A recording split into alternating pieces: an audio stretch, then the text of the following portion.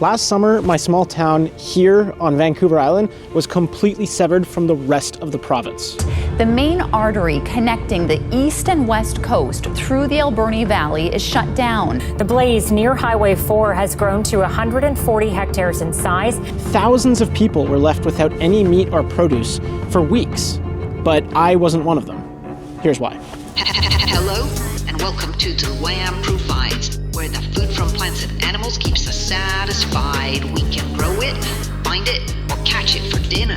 Come and learn how to get it from a pro to beginner. I'm not a doomsday prepper. I'm a meal prepper. Instead of planning my meals for the week, I'm actively preparing my meals for the end of the world. My apocalypse chow. When we think of the apocalypse, we often imagine hordes of zombies or nuclear wastelands. But here in BC, it looks more like this.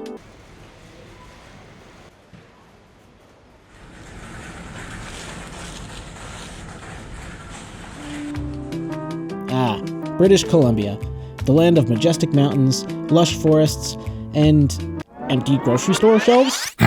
That's right.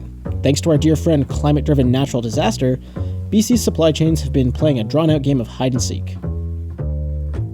In all honesty, it might be quicker to talk about what perils we haven't experienced than those that we have.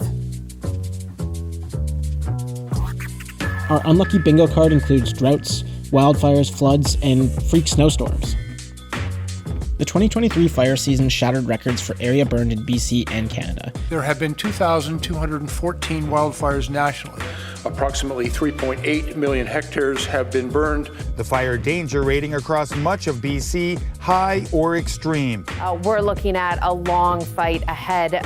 The province has experienced its 4 most severe wildfire seasons on record during the past 7 years, and this trend shows no signs of slowing down. Fires and floods like these have turned highways into water parks and railway tracks into Dante's roller coaster of flames. And as a result, the transportation of goods has gotten a tad bit complicated, to say the least. Meanwhile, in local grocery stores, the produce section has been channeling some pretty serious post-apocalyptic movie set vibes. And don't even get me started on the great toilet paper shortage of the pandemic. Now, before we grumble on about what it's like to lose our favorite snack or best quality butt wipes from Whole Foods, let's get a little bit of historical perspective here. Back in the day, basically all folks knew a thing or two about food insecurity.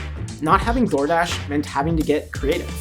Instead of simply hopping in the car and driving to McDonald's for your Happy Meal, you went down to the market and you met somebody and you bought Happy Meal seeds and you planted them and waited for them to become biggie sized before you harvested them.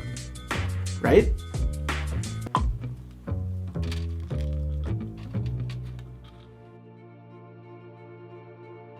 Climate-related supply chain disruptions have reintroduced both scarcity and uncertainty back into our diets, something that I experienced firsthand last summer.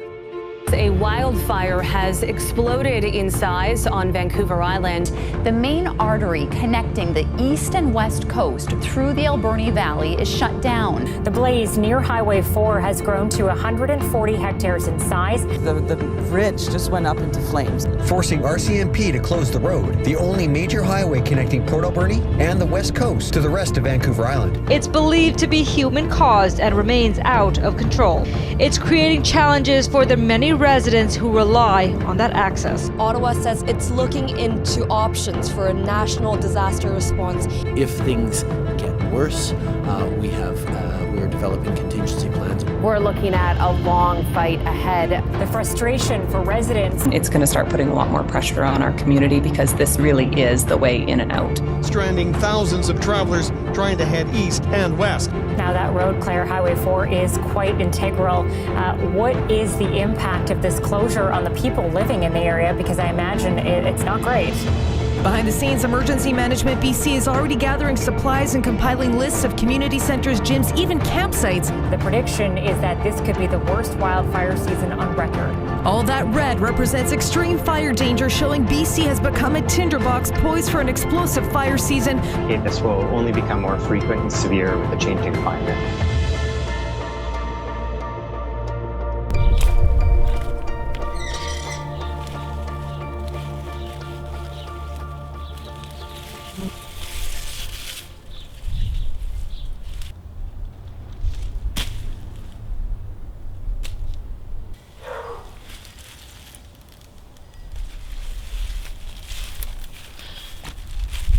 The slugs got me turnips! This is a lot of vegetable or biomass to have wasted because of slugs, which are now my mortal enemies. Chloe!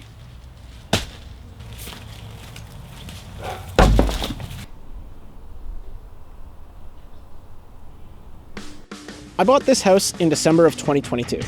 The day I bought it, I also harvested a black-tailed deer on the way to negotiate that deal. More on that story later.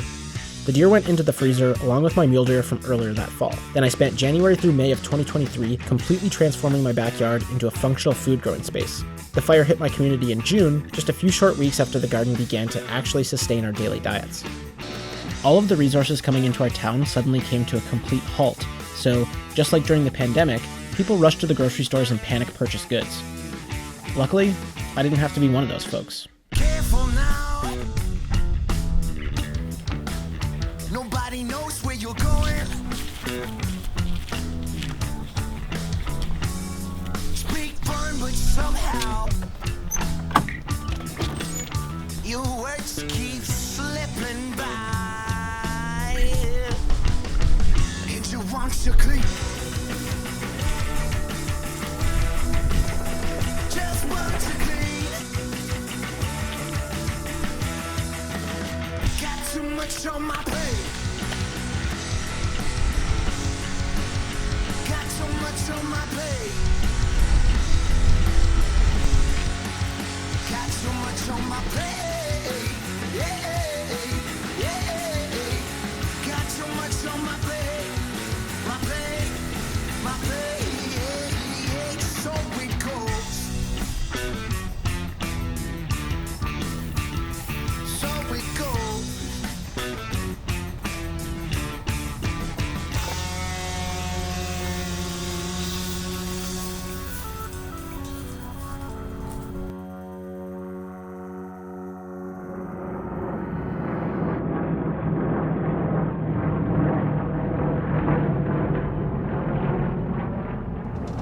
The only highway into Port Alberni, Tofino, and Ucluelet is still closed tonight because of a major wildfire. The blaze near Highway 4 has grown to 140 hectares in size. Now that road, Claire, Highway 4, is quite integral. What is the impact of this closure on the people living in the area? Because I imagine it's not great. I remember my mom calling me the first day that she found out about the fires and the highway being closed down, wondering what the heck we were gonna do. Well, fortunately for us, I had just spent the last 6 months of my life unknowingly preparing for this exact situation by getting the garden up and running.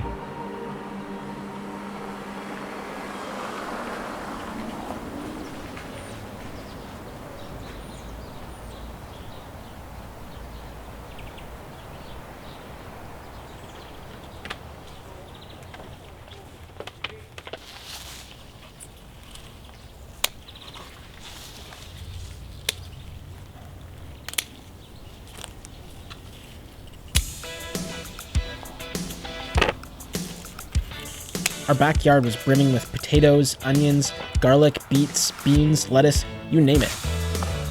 From June through October, we barely bought any food items from a store because we were able to live comfortably off the garden. We also didn't need to purchase any meat because our freezer was absolutely packed with high-quality venison. Momentarily, we thought about going to the grocery store, but for what? While everyone and their dog was panic buying, I was eating like a king. Actually, I wasn't eating like a king. I was eating like a serf because a serf probably hunted and grew their own food and a king probably didn't do that shit. So I was eating like a serf.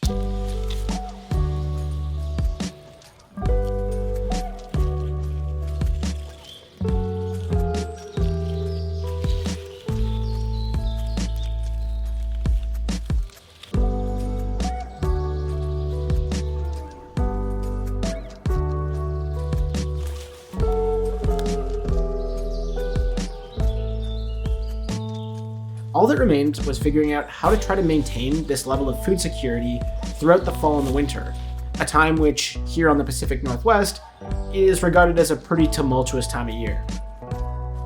I thought to myself, if we get cut off from the supply chains in the fall or the winter, what's my game plan then, when the garden is no longer pumping out fresh produce?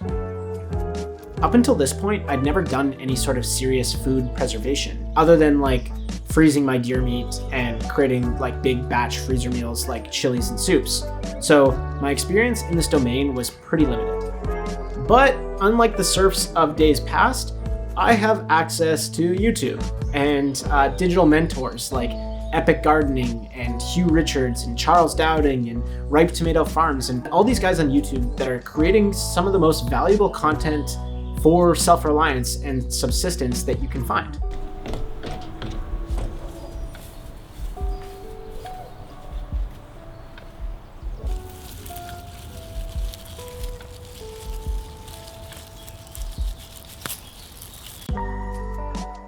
Over the course of summer and fall, I learned how to store, pickle, can, cure, dehydrate, smoke, candy, blanch, and freeze my veggies. I made tomato sauce, hot sauce, salsa, jam, purees, more freezer meals, and pickled just about everything I could justify pickling. Megan's even gotten into bread making recently, which also boosts our self-sufficiency quite a bit. As of filming this segment, I have 2 pretty big deer and a buttload of salmon in the freezer. All in all, I estimate that we currently have about 6 months worth of food preserved, which hopefully should be able to get us through some major supply chain disruptions or, I don't know, like a spore-based zombie apocalypse. By this point in the video, I'm very aware that I'm giving off some serious prepper vibes. And a lot of you are probably wondering, where's the bunker, Mike? Well, I'm planning on putting the hatch right here, next to the future greenhouse, right here. I'm joking, of course. Wait, am I? Growing up, I remember gravitating towards movies, shows, and news clips of people that had built these elaborate underground bunkers in preparation for post-apocalyptic type events. I remember thinking, that's absurd, but also is kind of fucking cool. The problem is just that some of the preppers that make the media prepare for scenarios that are so outlandish that they make all preppers seem illogical. I mean, like, do you really need a flame-throwing drone for the apocalypse? Actually, yeah, I'll take 2.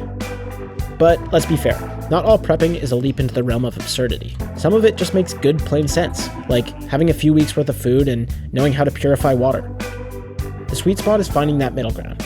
You know, being prepared for a natural disaster, not building a multi-million-dollar fortress to protect yourself against the impending alien invasion. Obviously, it would be kinda stupid to devote your entire life to prepare for something that might never happen. But let's be honest, preparing for something that might never happen is something we as humans do all the time already. Martial artists train for fights they hope never happen, athletes train for bouts of physical effort that rarely occur in their sport, and virologists are constantly developing and studying vaccines for cold and flu strains that don't even exist yet. Preparation often serves not only as a practical measure for unlikely scenarios, but also as a means of personal development, discipline, and mental readiness. It's simple. We designed the most powerful sports drink known to man. Golden Glacial Shower Sport has industry-leading electrolyte technology and water that's more than just hydrogen and 2 O's. So prepare to be uncomfortably hydrated. In a world where expecting the unexpected has to become the norm, prepping is no longer just for the tinfoil hat guy. No, you do not need a military-grade bunker. But yes, knowing how to start a fire without the use of matches might be super helpful. So if you're like me and you find developing these sorts of skills to be super fun and rewarding, then you're probably gonna like Season 2 of The Land Provides.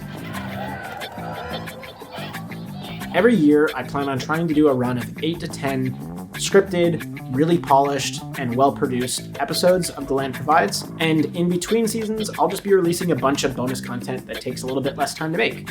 So if you're interested in watching any of that stuff, stick around. And if you don't stick around, well, that's totally fine too. Just know that my flame-throwing drones will f*** your shit up. Thanks for watching.